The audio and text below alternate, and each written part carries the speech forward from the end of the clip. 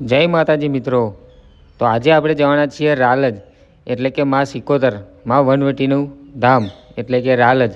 તો ચાલો।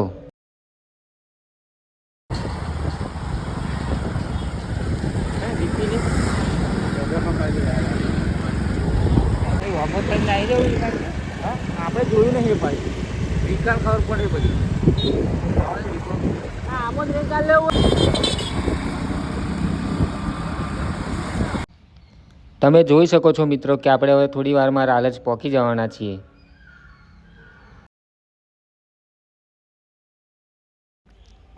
તો ફાઇનલી મિત્રો આપણે રાલજ પહોંચી ગયા છીએ અને ચલો આપણે હવે દર્શન કરવા જઈએ।